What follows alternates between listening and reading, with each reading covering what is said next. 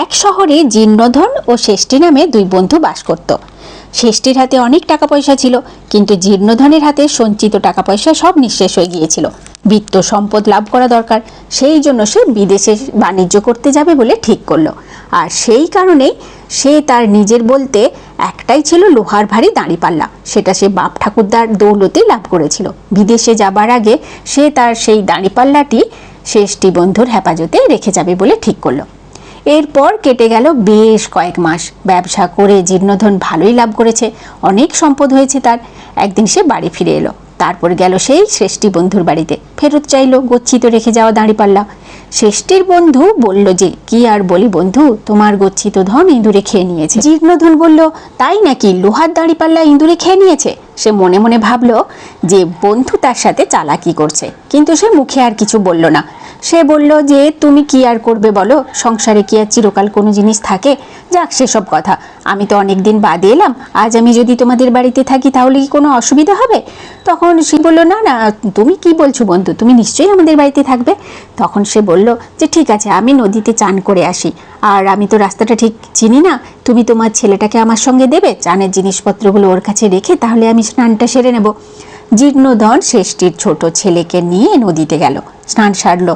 ফেরার পথে ছেলেটাকে একটা গুহার মধ্যে মস্ত পাথর দিয়ে মুখটা ঢেকে সেখানে রেখে তারপর সে ফিরে এলো ষষ্ঠীর বাড়িতে।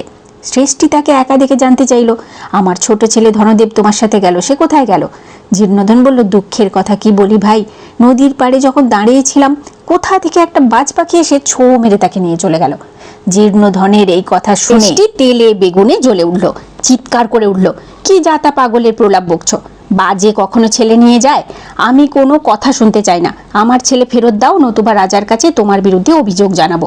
জীর্ণধন বলল, বাপধন, এবার আসল পথে এসো, বাজে ছেলে নিতে পারে না, আর এ ব্যাপারে দেখছি তোমার টনটনে জ্ঞান আছে, আর আমার লোহার দাঁড়িপাল্লা ইঁদুরে খেয়ে নিতে পারে সে বুদ্ধি নেই তোমার না?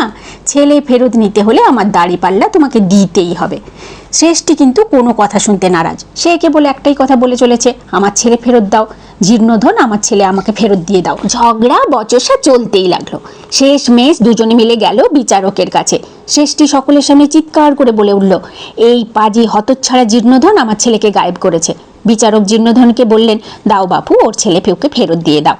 জীর্ণধন নিয়ে বিনিয়ে বলতে লাগলো, হুজুর মাফ করবেন, ওর ছেলে ফিরিয়ে দিতে পারবো না, যে ছেলেকে বাজ পাখি ছোঁ মেরে নিয়ে চলে যায় তাকে আমি কোথায় পাবো? এই কথা শুনে বিচারক তাজ্জব বনে গেলেন, কি বাজে বকছো, বাজ পাখি কোনোদিন কোনো ছেলে নিয়ে যেতে পারে? অসম্ভব ব্যাপার।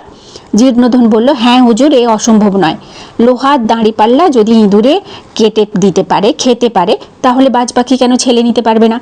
আসল কথাটা তো পুরো আপনাদের জানা দরকার। এই বলে সে পুরো ঘটনা বিস্তারিত জানালো।